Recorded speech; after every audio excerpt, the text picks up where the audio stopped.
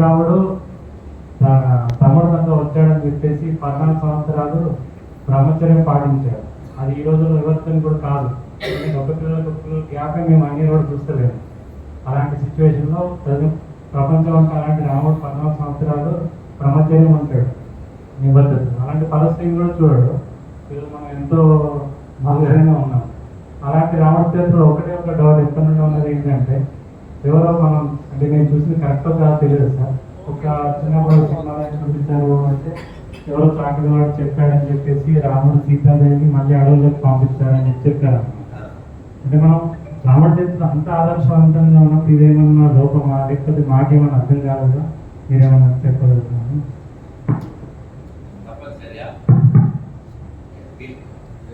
Hello, Hare Krishna. ఓ wonderful. కూర్చోగానే పృచ్ఛకుడి వారి పేరేమిటి? మీ పేరు విక్రమ్. ప్రశ్న అడగడం అనేది చాలా ఆరోగ్యకరమైన విషయం. ప్రశ్న ఎప్పుడు వస్తుంది? ఆలోచిస్తూ వస్తుంది. ఆలోచన ఎప్పుడు వస్తుంది? స్వేచ్ఛ ఉంటే వస్తుంది కదా. మన దగ్గర స్వేచ్ఛ ఉంది అంటే మన ధర్మంలో ఉంది, ప్రశ్నించవచ్చు. ఏమిటి? భగవంతుని కూడా మనం ప్రశ్నించవచ్చు, అంత స్వేచ్ఛ ఉంది. ఇతర విశ్వాసాల్లో ప్రశ్నించకూడదు. గుడ్డిగా నమ్మేసేసి గొర్రెలాగా దూకమంటే దూకేయాలి అంతే. సో అందుకని మనం నేను చెప్తుంటా, మనం గుడ్గా ఉండాలి, గుడ్డిగా ఉండకూడదు. ఇంకోటి గుడ్గా ఉండాలి, గుడ్డిగా ఉండకూడదు. ఒకసారి మంత్రం చెప్పుకున్నాక ఈ ప్రశ్నకి సమాధానం చెప్తాను. ఆపదామపహర్తారం దాతారం సర్వసంపదాం లోకాభిరామం శ్రీరామం భూయో భూయో నమామ్యహం. హనుమానంజనాసూనో వాయుపుత్రో మహాబల రామేష్టపల్గుణసకపింగాక్షో అనువిక్రమ ఉదరిక్రమశ్చైవ సీతాశోక వినాశక లక్ష్మణ ప్రాణదాత చ దశగ్రీవశ్చ దత్పః ద్వాదశైతాని నామాని కపీంద్రశ్చ మహాత్మనః స్వాపకాలే పరే నిత్యం యాత్రాకాలే విశేషతః సర్వత్ర ముక్తిభయన్నాస్తి సర్వత్ర విజయీ భవే. జయ శ్రీకృష్ణ చైతన్య. అందరం చెప్తాం. నమస్కారం మొదలు పెట్టండి. నమా ఓం విష్ణుపాదాయ కృష్ణ ప్రేష్ఠాయ భూతలే శ్రీమతే భక్తి వేదాంత స్వామిన్ ఇతి నామినే నమస్తే సారస్వతే దేవే గౌరవాణి ప్రచారిణే నిర్విశేష శూన్యవాది పాశ్చాత్య దేశ తారిణే జయ శ్రీకృష్ణ చైతన్య ప్రభు నిత్యానంద శ్రీ అద్వైత గదాధర శ్రీవాసాది గౌర భక్త బృంద. ఒక్కసారి రెండు చేతులు. హరే కృష్ణ హరే కృష్ణ కృష్ణ కృష్ణ హరే హరే హరే రామ హరే రామ రామ రామ హరే హరే. భారత్ మాతా కీ, భారత్ మాతా కీ, భారత్ మాతా కీ. జై శ్రీరామ్. హర హర మహాదేవ. చాలా సంతోషం ఉంది. ఎందుకంటే మంచి వాళ్ళతో మంచిర్యాలతో, మంచి వాళ్ళతో మంచిర్యాల. అసలు నాకు ఫోన్ చేసిన రవి సార్కి నేను ఏం రాసుకున్నాను తెలుసా? నేను నెంబర్ కొట్టండి సార్ ప్లీజ్. రే ఈ వైపు తిప్పు, ఏం పేరు వస్తుందో చూద్దాం. నేను నాకు డైల్ చేయండి సార్.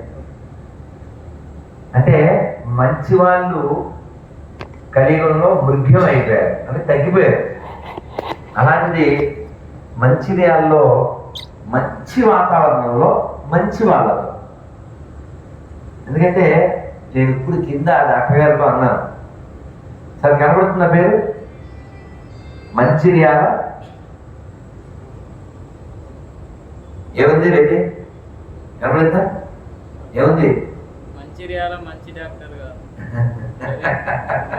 మంచిర్యాల మంచి డాక్టర్ గారు రవిప్రసాద్. మీరందరూ మంచి వాళ్ళు, మీరందరూ మంచిర్యాల వాళ్ళు. నాకు సంతోషం ఏంటంటే వారితో అన్నాను, ఏమండి కలియుగంలో ఎవడైనా వినే లక్షణం ఉంటుందా? అసలు వినడం కోసం అని చెప్పి దాదాపు ఒక నెల పైనుంచి కదా సార్, నెల పైనుంచి ప్రయత్నం చేశారు. నాకు చాలా సంతోషంగా ఉంది, రియల్లీ చాలా ఆనందం ఉంది. అందులోనూ మంచి వాతావరణం, అసలు అసలు ఎటువంటి డిస్టర్బెన్స్ లేని, అలజడి లేని మంచి వాతావరణం. వినే లక్షణం ఒక్కడున్నా చెప్తారు సార్, సాగంటి గారు చెప్తారు, గమనించే ఉంటారు. మహాభారతం చెప్పింది వ్యాసుల వారు, రాసింది గణపతి ఒక్కడే, ఏ ఆడియన్స్ ఏం లేదు. భాగవతం 7 రోజులు చెప్పింది పరీక్షిత్తు, విన్నది చెప్పింది సుఖదేవుడు, విన్నది పరీక్షిత్తు. భగవద్గీత అర్జునుడు ఒక్కడే, చెప్పింది కృష్ణుడు. అంటే క్వాలిటీ ఉండాలి. ఎప్పుడో సాగంటి గారు వారి అనుభవం చెప్పారు, వానలు భయంకరంగా వచ్చినాయంట. వారు వారం రోజులు ఏదో చెప్తున్నారు, హఠాత్తుగా వానలు, ఇంకెవరో రాదు సార్, మనం మానేద్దామా అన్నారు దొరగారని ఆయనకి పక్కన ఉంది. ఆయన ఈ మాట చెప్పారు, ఎవరు రాకపోతే మీరున్నారుగా, ఈ దొరగారు ఒక ఆయన ఉన్నారు కదా, మీకు చెప్తాను నాన్న. పరీక్షిత్తు ఒక్కడికే చెప్పారు కదా, అర్జునుడు ఒక్కడికే చెప్పాడు కదా, నేను మీ ఒక్కడికే చెప్తాను, ఏం బాగా రండి. సూర్యకళామందిరని కాకినాడ, వానలు భయంకరం, జోరు వాన, ఎవరు రాదు అనుకుంటే వీళ్ళు వెళ్ళేసరికి కెట్కెట. సంకల్పం అండి. ఇందాక మనం ఆర్తో డాక్టర్ శ్రీనివాస్ గారితో, సంతోష్తో, మన రవి గారితో ఇందాక వచ్చిన కాసేపట్లో డిస్కస్ చేస్తూ, కలియుగం కదండి, క్వాలిటీస్ తక్కువ ఉంటాయి, కానీ ఈ వినాలి అనేటువంటి లక్షణం కేవలం సత్వగుణం ఉన్న వాళ్ళకే ఉంటుంది. సత్వగుణం అంటే మోడ్ ఆఫ్ గుడ్నెస్, రజోగుణం అంటే మోడ్ ఆఫ్ ఫ్యాషన్, అంటే వాడు ఎప్పుడు కసుగుసు. ఇంకా తమోగుణం అంటే బాగా వాయిదాలు వేస్తుంటాడు, నిర్లక్ష్యం బాగా వహిస్తాడు. ఈ తమోగుణం గురించి మా గురుగారు ఒక చెప్పాక మీకు ఆన్సర్ ఇచ్చేస్తాను. మా గురుగారు చెప్పారు, 2 బద్ధకస్తులైన అన్నదమ్ములు పూరిపాటలో పడుకున్నారు, ఇల్లు అడ్డుపోయి. వీడు ఉండి, తమ్ముడు అన్నయ్య మాటలు మేరకొచ్చేస్తున్నాయరా అన్నాడు. ఇల్లు అడ్డుపోయి. వీళ్ళంతా తమోగుణంలో ఉన్నారంటే వాళ్ళ అన్నయ్య చెప్పాడు, వీపు తిప్పించి పడుకో. వీపు తిప్పించి పడుకుంటే ఇల్లు అడ్డుకోదండి. ఇద్దరు మరణించారు. తమోగుణం చాలా చాలా ప్రమాదం. కానీ తమోగుణం ఉన్న వాళ్ళు ఎవరు కూడా డాక్టర్ కాలేదు. ఎందుకంటే బోర్డు చదవాలి, ఎంత మనసు పెట్టాలండి, ఎంత హృదయం పెట్టాలండి, చిన్న విషయం. ఈ తెలంగాణ అమ్మాయి, ఒక అమ్మాయి ఏదో పేరుంది, అసలు డాక్టర్ ఎంత కష్టమో తెలుసా చదవడం అని ఒక వీడియో ఒక 4-5 years క్రితం చేస్తుంది. చాలా బాగా ఎక్స్ప్లెయిన్ చేసింది. నాకు కూడా నిర్మల్లో ఓం ప్రకాష్ అని 15 ఏళ్ళ నుంచి పరిచయం. ఎప్పుడన్నా సరే చదువుతూనే ఉంటాడు, ఎంబీబీఎస్ అయిపోతే ఇంకోటి, తర్వాత ఎంఎస్సీ చదువుతూనే ఉన్నాడు. పెళ్లి కూడా అయిపోయింది, పిల్లలు కూడా పిలిచాడు. ఎండ్లెస్ కదా వైద్యం, ఎప్పుడు కొత్త ఆవిష్కరణలు. సరే, మనం వీరి ప్రశ్న సమాధానం చెప్పేద్దాం. ఇంకొకసారి బ్రీఫ్గా రామాయణం, రామచంద్రమూర్తి చాలా ఆదర్శం, వారిలా మనం ఉండలేం, ఇవన్నీ చెప్పి రాముడు ఈ మార్క్ ఏమిటి, రిమార్కబుల్ రాముడి మీద, అదే ఎవరో చాకలవాడు చెప్పాడని వదిలేయడం ఏమిటి, వై, అంతే కదండి. మనం రాముడిని ఎలా చూస్తామండి? మన దృష్టిలో రాముడు ఎవరు చెప్పండి, మీరు మైక్లో చెప్పండి. మీ దృష్టిలో రాముడు ఎవరు? మన లైఫ్లో మొత్తం అనుసరించాల్సిన పర్సన్. Very good. ఏం పేరు మీ పేరు? దుర్గా ప్రసాద్. విక్రమ్. విక్రమ్. చాలా సంతోషం. అంటే శాస్త్రం చెప్పింది, పెద్దవాళ్ళు చెప్పారు, రాముణ్ణి దేవుడిలా చూస్తే మనం ఏం నేర్చుకో, కృష్ణుణ్ణి మనిషిలా చూస్తే మనం ఏం నేర్చుకో. రాముణ్ణి మనిషిలాగే చూడాలి. రాముని మనిషిలా చూస్తేనే మనం ఏమైనా నేర్చుకోగలం. దేవుడు కాబట్టి అంటుంటాం. ఇక్కడ మన ప్రాబ్లం ఏంటంటే, ఆయన దేవుడు కదా, ఆయన ఎందుకు అలా చేశాడు, ఇట్లా మైండ్ వస్తుంది. కానీ ఆయన ఎవరు? రాజు. మీరు గుర్తుపెట్టుకోవాలి, రాజారాముడే. రాజు అంతకుముందు వాళ్ళ వంశం చాలా గొప్పది కదా, రఘువంశము, ఇక్ష్వాకు వంశం, కాకుత్స, ఇలా చాలా పేర్లతో. అటువంటి రాముడు ఏదైనా ఒక మిస్టేక్ జరిగితే అది కొనసాగుతుంది కదా. అందుకని ఎవ్వరూ వేలెత్తకుండా, ఒక్కడైనా కూడా వేలు పెట్టి చూపించకుండా ఉండడం కోసం అదొక రీజన్. వంక. రెండోది ఏంటి? రామాయణం లిఖించబడాలి, రామాయణం గానం చేయబడాలి, లవకుశులు ఇద్దరు నేర్చుకోవాలి, రామకథ లోకానికి తెలియజెప్పాలి, వాళ్ళకి ట్రైనింగ్ అవ్వాలి, సీతాదేవి ఇంటికి వెళ్ళి చక్కబెట్టాలి. ఇంటికి మీన్స్ వైకుంఠం సర్దాలి. మీరు కావాలంటే చూడండి రామాయణంలోనే. అంటే మీకు ఒక ఉదాహరణ చెప్పి మళ్ళీ వెనక్కి వస్తా. రాముడు దూర్వాసుడితో డిస్కస్ చేస్తున్నాడు. గేటు బయట కాపలా పెట్టారు. ఎవరిని? లక్ష్మణుడు. పొరపాటున లోపలికి వచ్చారా ఉరి శిక్ష అని చెప్పాడు. ఉరే, మళ్ళీ దేశ బహిష్కారాలు ఏం లేవు, తప్పలేదు పాపం, అవాయిడబుల్. నేను పోయినా పర్లేదు, అక్కడ మంచి జరగాలని లక్ష్మణుడు లోపలికి వచ్చేస్తాడు. నేను చెప్పానుగా అని దూర్వాసు మామూలుగా కోపిస్తాయన ఇంకా ప్రయోగ విషయం చేసేవాడు. లక్ష్మణుడు ఎవరండి? మామూలుగా బిఫోర్ ఒరిజినల్ ఏంటి? ఆదిశేషుడు. ఏమండి, నేను వచ్చాక కుర్చీలు వేశారా కంటే ముందే వేశారుగా. రాముడు ఇక్కడికి వచ్చాడు, మరి రాముడు మళ్ళీ వైకుంఠానికి వెళ్ళిపోతాడు, మరి అక్కడ బెడ్డింగ్ ఉండాలి కదా సార్. బెడ్ ఎవరు? లక్ష్మణుడే కదా. ఇలా అందుకే అవతారాలు, వాటి ప్రయోజనాలు మన దృష్టితో చూసేయకూడదు. రామాయణాన్ని మహర్షుల దృష్టితో చూడాలని చెప్పారు. రాముడు వచ్చిన అవతారం, ఒక్కొక్క అవతారం అంటే అవతారాలు 6 రకాలు. లీలావతారాలు, మన్వంతర అవతారాలు, శక్త్యావేశ అవతారాలు, ఇలా రకరకాల 6 రకాల అవతారాలు ఉన్నాయి. ఇక రాముడు మనకి లోకానికి చూపించడానికి వచ్చిన అవతారం. సీతాదేవి మీద నింద అతను వేస్తే ఏంటి? ఆఫ్టర్ అగ్ని పరీక్ష.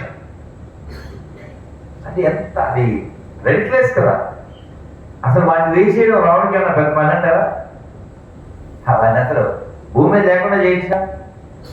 ఈ రోజుల్లో క్వశ్చన్ వేస్తేనే లేపేస్తామంటుంటారు. ఏంటి? నిజం మాట్లాడితే నిజం మాట్లాడు. అలాంటిది వాడు అబద్ధం నోటుకొచ్చింది వాగేసాడా. అయినా రాముడు ప్రజానురంజకమైన పాలన. ఒక్కడు కూడా కామెంట్ చేయకూడదని తను బాధపడ్డాడు, తను ఇబ్బంది పడ్డాడు, కానీ ప్రజల దగ్గర ఒక్క చెడ్డ మాట రాకూడదు. యాక్చువల్గా రాచరికం అంటే ఎలా ఉండొచ్చు సార్? డెమోక్రటిక్ ఏం కాదుగా, ఆయన ఇష్టం వచ్చినట్టు ఉండొచ్చు. అవునా? రాచరికం అంటేనే అది. కానీ దౌర్భాగ్యం ఏంటంటే ఇప్పుడు ప్రజాస్వామ్యం చెప్తారు, రాచరికంగా బిహేవ్ చేస్తారు. ఇప్పుడు for the people, by the people, of the people. ఇక్కడ బై ద పీపుల్ అంటే బీవై కాదుగా, బిఓఐ కదా, బిఓఐ కదా. ఇంకా ఆఫ్ ద పీపుల్ అంటే ఆఫ్ నాలెడ్జ్ పీపుల్. లేకపోతే ఎంత పెచ్చని మీకు చెప్పకూడదు అనుకుంటాను, కానీ కొన్ని చెప్పకుండా ఉందని చెప్పరా. చిన్నప్పుడు చూసామండి, ఒక 10 పైసల కాయిన్ అలా వెళ్తూ ఉంది సార్. 10 పైసలకి చాలా ఎక్కువ కదా సార్. 40 ఏళ్ళ క్రితం 10 పైసలు జేబులు వేసుకున్నాడు వాడు. మళ్ళీ దొరికింది, మళ్ళీ వేసుకున్నాడు. అలా దాదాపు 40 దొరికినాయి అని వాడు అనుకున్నాడు. ఒకటే వీడు జేబులు వేసుకున్నప్పుడల్లా కింద దారుతుంది, అది గిరగిరా దొరుకుతుంది, మళ్ళీ జేబులు వేసుకుంటారు. ఒక కాయినే వీడు వచ్చింది కదా, జేబులు వేసుకుంటున్నాను కదా అనుకుంటున్నాడు. ఒకటే, అది కూడా వాడిదే.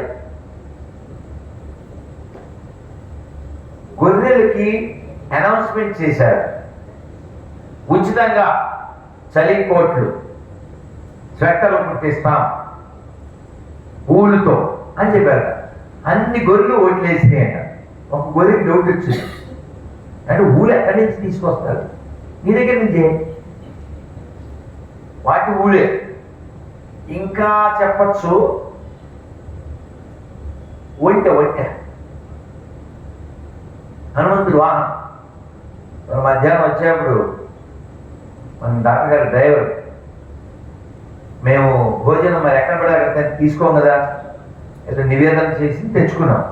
ఓ మంచి హనుమంతుడి గుడి, సిద్దిపేట యువత, ఆ ఓవర్ బ్రిడ్జ్ యువతల పెద్ద హనుమంతుడు. అంటే మాకు దర్శనం లేదు, గర్భగుడి చూసి అర్థం చేసుకున్నాం. 1 గంట దాటిపోయింది. అక్కడ కూర్చుని ప్రసాదం తీసుకున్నాం.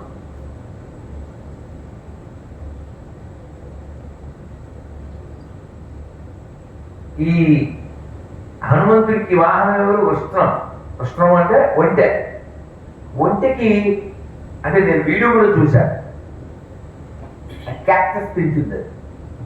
ముళ్ళుని మనం ఏదో కారపోషణ నవ్వేసి ఆ క్యాక్టస్ నిండా బ్రహ్మజీవుడు అంటారు తెలుగులో, బ్రహ్మజీవుడు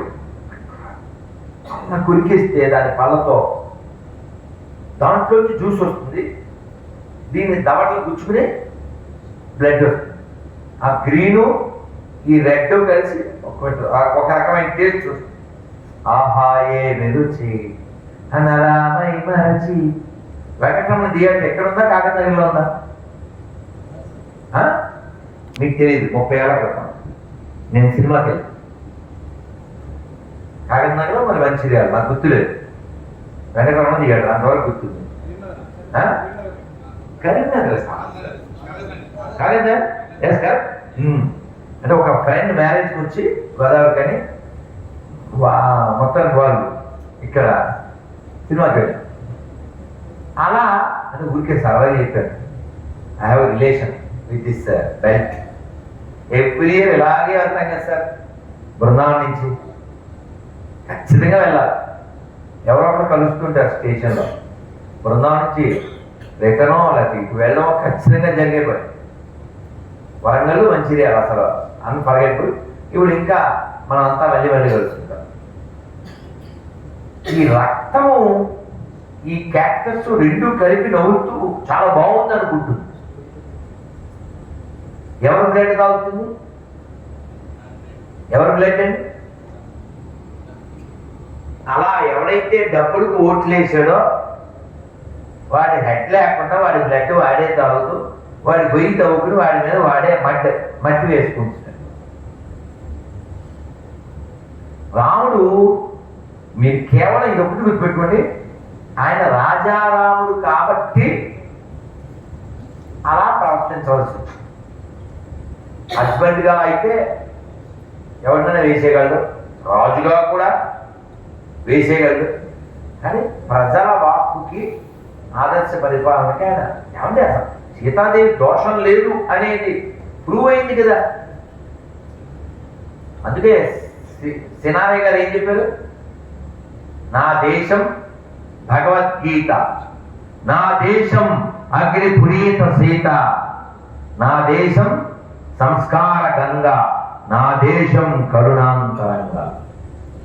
కాబట్టి అలాంటి వాళ్ళు ఎప్పుడూ ఉంటారు. రాముడి ఉద్దేశం అయితే కేవలం మచ్చ లేకుండా పరిపాలన సాగాలి, ఇది ఉద్దేశం. మీకు అందరికి కార్డులు వచ్చినాయి కదా, కార్డ్స్ ఇచ్చాడు కదా, ఇవ్వకపోతే మళ్ళీ ఇస్తారు, తీసుకోండి.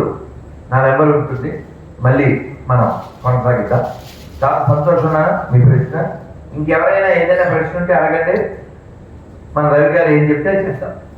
అందరూ ఒకసారి మంత్రం చెప్తాం. హరే కృష్ణ, గట్టిగా హరే కృష్ణ హరే కృష్ణ కృష్ణ కృష్ణ హరే హరే, హరే రామ హరే రామ రామ రామ హరే హరే, జై శ్రీరామ్.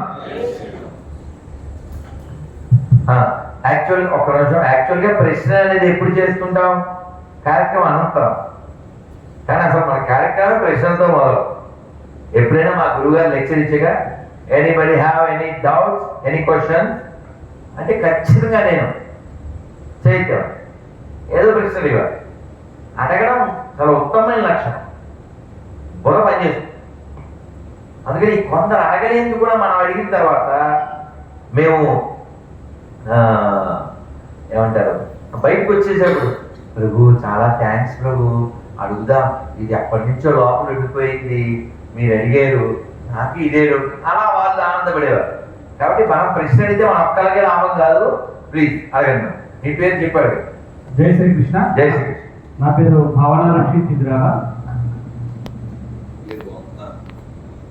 సనాతన ధర్మానికి ఆదరణ అయితే చాలా ఉంది, దాంట్లో ఎలాంటి సందేహం లేదు. కానీ ఇప్పుడు సనాతన ధర్మానికి జరుగుతున్నటువంటి కొన్ని దూషణలు కావచ్చు, కొంత ప్రమాదం కావచ్చు, లేదా మన ధర్మానికి జరుగుతున్నటువంటి ఇబ్బంది కావచ్చు, ఇది సమాజంలో ఉన్న గొప్ప గొప్ప వ్యక్తుల మౌనం, ఆ మౌనం వల్ల మనకు జరుగుతున్నటువంటి అన్యాయం, వాళ్ళను మనం ఎలా జాగృతం చేయాలి, సొసైటీతో వాళ్ళని విజ్ఞానవంతులు కావచ్చు, లేకపోతే సొసైటీలో యాక్టివ్ ఉన్న వాళ్ళు కావచ్చు, పొలిటీషియన్స్ కావచ్చు, ప్రభావితం చేసే ప్రతి వ్యక్తి మన ధర్మానికి, మన సనాతన ధర్మానికి ఇంకా వాళ్ళు ఎక్కువ సేవ చేసే ఏం చేస్తే బాగుంటుంది అనేది కొంచెం విషదీకరించారు. ధన్యవాదాలు. మరొక్కసారి మీరు బ్రీఫ్గా మరొక్కసారి ఎవరికో అడ్రస్ పెట్టబోతున్నారు. మీరు ఇంకొకసారి ఈ మీ అంటే ఇప్పుడు మీ ప్రశ్న ఇప్పుడుండే పరిస్థితుల్లో ధర్మానికి హాని జరుగుతుంది, చాలా మంది మాట్లాడట్లేదు. ఇంకేంటి మీరు కొంచెం సూటిగా అడగండి మీ ప్రశ్న, కొంచెం సూటిగా. ఈ విజ్ఞానవంతులు ఎవరైతే మౌనంగా ఉంటున్నారో వాళ్ళని ఎక్కువ మనం డ్యామేజ్ కాబడుతుంది. ఇప్పుడు సమాజాన్ని ప్రభావితం చేసే కొన్ని సెక్టార్స్ ఏవైతే ఉన్నాయో దాంట్లో అగ్రగణ్యులు ఎవరైతే వారు సమాజం ముందుకు వచ్చి నేను ఈ ధర్మం పట్ల నేను నిబద్ధులై ఉన్నానని చెప్పడానికి కూడా మొహమాట పడుతుండే కొన్ని రోజుల క్రితం. ఇప్పుడు కొత్త కొత్త బయటకు వస్తున్నారు. దాన్ని ఇంకా ఎట్లా మనం స్పీడప్ చేయాలి? మంచి ప్రశ్న. నిలబెట్టు భావన ఋషి గారు. ఇంకా మన వాయిస్ పెరగాలి. మనకు వయసు పెరిగింది కానీ వాయిస్ పెరగలేదు. వాయిస్ ఎందుకు రావట్లేదు తెలుసా? మనలో ఎన్టీఆర్, ఏఎన్ఆర్, ఎస్పీఆర్ కంటే గొప్ప నటులు ఉన్నారు. ఈ నటులు మనలో ఉన్నటువంటి సింహాన్ని కప్పేస్తున్నారు. ఒకటి. రెండోది, మనలో సంవత్సరాలుగా పేరుకుపోయిన మురికి ఉంది. ఆ మురికి వలన పిరికిగా తయారయ్యారు. మురికి మేక్స్ హిమ్ పిరికి. అందుకే వాళ్ళు వెళ్ళిపోతున్నారు మన నరికి. మనకి సత్యం తెలిసినా కూడా, సత్యమేమిటో తెలిసినా కూడా నటిస్తున్నాం. ఎందుకంటే మన దాకా రాలేదు కదా. ఏమంటే 10 ఇళ్ళు అవతల ఓ పూరిపాకు అడ్డుపోయింది. నా అనుభవం, బాల్యం, గట్టిగా 10 ఏళ్ళ వయసు, 10 ఏళ్ళ లోపు వయసు. అంటుపోతే మావయ్యలు, అమ్మగారు మావయ్యలు ఏం చేసేది తెలుసా, మన ఇంటి మీద నీళ్లు పోస్తుంది. చిన్నోడు కదా, అక్కడ అంటుపోతే ఇక్కడ పోతారేంటి అసలు. ఇద్దరు మావయ్యలు ఎక్కడ వెళ్ళారు, ఇద్దరు మావయ్యలు ఇక్కడ పోస్తున్నారు. ఆ హెల్ప్ చేయడానికి వెళ్ళారు, ఇక్కడ ఎందుకు అక్కడ అంటుపోతే అంటే ముందు జాగ్రత్త. పొరపాటున ఆ మంట కొనసాగితే ఇవన్నీ తాటాకు ఇల్లు తడిపేస్తే ఏమవుతుంది, బకెట్తో ప్రమాదం. అలా హిందువు నిద్ర లేవని కాలం వేరు, ఇప్పుడు నిద్ర నటించే కాలం. అందుకని కలికాలం కాదు, పోయే కాలం. ఇప్పుడు మనం మేలుకోకపోతే, మేల్కొనవలసినంత మేల్కొనకపోతే ఇంకా కోలుకో. ఎందుకంటే ఒక 300 ఏళ్ల క్రితం ఆఫ్ఘనిస్తాన్లో, 200 ఏళ్ళు గట్టిగా ఆఫ్ఘనిస్తాన్లో మనం దండిగా ఉన్నాం, 100 దేవాలయాలతో. ఇప్పుడు 0. మన కాబూలు యుద్ధాలు ఏవో జరిగినప్పుడు ఒకే ఒక్క పూజారి, ఒకే రామ మందిరం, వెళ్ళిపో అన్నారు. తరతరాలుగా నేను ఈ రాముడినే నమ్ముకుని ఉన్నాను. మేము అందరూ వెళ్ళిపోయారు. ఆయన భార్య పిల్లలు కూడా వదిలిపెట్టి బాధపోవచ్చు. ఆయన అలాగే ఉన్నాడు, వాళ్ళ చేతుల్లో అలాగే మరణించాడు. రాముని విడిచిపెట్టాడు. మనకు తెలుసు ఆఫ్ఘనిస్తాన్ పూర్తిగా మనకు కాకుండా అయిపోయింది. మొన్న మధ్య ఉదయనిధి స్టాలిన్ అనే ఒక పశువు అనకూడదు, పశువులు బాధపడతాయి, వాడు కంత్రి. సో ఎవరితో పోల్చినా వాళ్ళు హట్ అయ్యేటట్టున్నది పరిస్థితి. మమ్మల్ని అంటావా అన్నట్టు ఉండదు.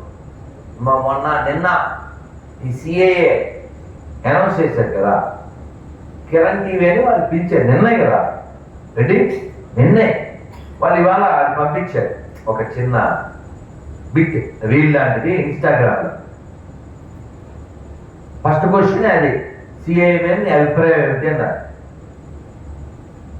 భారత్ అనేది సనాతన ధర్మాన్ని ఆచరించేటువంటి ఒక పూజా మందిరం లాంటి దేశం. ఈ దేశంలో ఎవరైనా ఉంటే ఈ సంస్కృతిని పాటించేవారు లేదా ఈ సంస్కృతిని గౌరవించేవారు ఉండాలి. ఇది సత్రం కాదు, పత్రం చూపించే బతకాలి. పత్రం ఉన్నోడే ఇక్కడ ఉండాలి, ఇది సత్రం కాదు అని చెప్పారు. ఈ ఉదయనిధి స్టాలిన్ అనేవాడు చాలా వరస్ట్గా మాట్లాడాడు. మీకు తెలుసు, సనాతన ధర్మాన్ని ఏదో రోగంతో పోలుస్తూ దీన్ని నిర్మూలిస్తాం, ఇలాంటి మాటలు మాట్లాడాడు. వాళ్ళ అమ్మగారు రోజు 2 సార్లు గుడికి వెళ్తారు. ఆడి పేరు దుర్గా.